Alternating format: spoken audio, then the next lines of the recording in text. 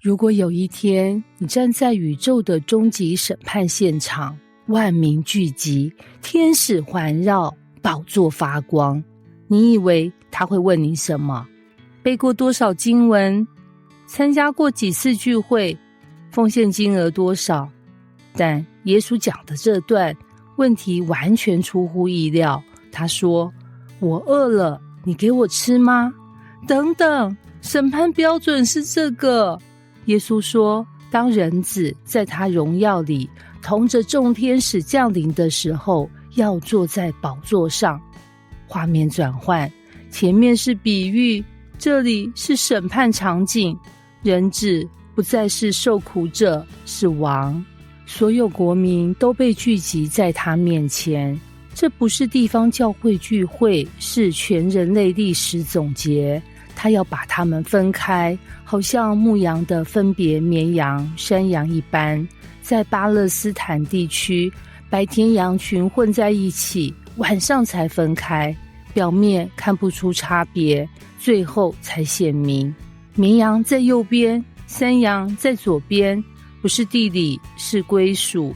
你们这蒙我父赐福的，可来承受那创世以来为你们所预备的国。注意几件事：一是预备好的，二是创世以来，三是恩典。救恩不是临时决定，是神早已预备。但接下来理由让人震惊：我饿了，你们给我吃；渴了，给我喝；做客旅的，留我住；赤身露体，给我穿；病了，看顾我；在监里，来看我。这6件事全是日常，没有神迹，没有舞台，只是爱。他们回答：主啊，我们什么时候看见你？这句话太真实，他们不是为了加分做善事，是自然流露。真正的爱不记账，你们既坐在我这弟兄中最小一个的身上，就是坐在我身上了。全场静止，原来他一直在弱小者身上。饿的人、病的人、被忽略的人，不是社会边缘，是王的代表。这不是说善行换救恩，而是得救生命必然结出怜悯。对山羊说：你们这被咒诅的人，离开我。理由一样，只是相反。他们也困惑：我们什么时候没做？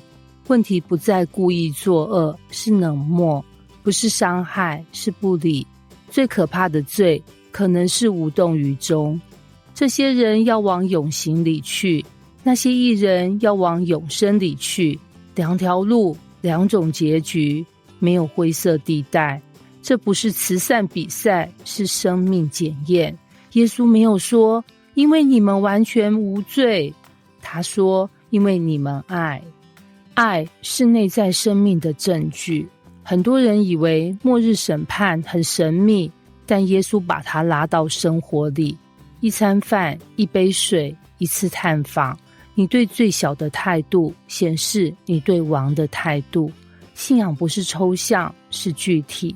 今天的我们活在高效率时代，很忙，很累，很专注自己的事。但王说，他常常在我们忽略的人身上。问题不是我们不知道真理，是我们是否活出真理。这段经文不是教导靠行为得救，而是指出真正属于王的人会有王的心。怜悯不是附加选项，是天国气质。末日的审判场景不是考试卷，是一面镜子，照出我们是否拥有王的心。原来他一直在饥饿的人身上，在孤单的人身上，在被忽略的人身上。当那日来临，他不只是问你信什么，他会问你看见我了吗？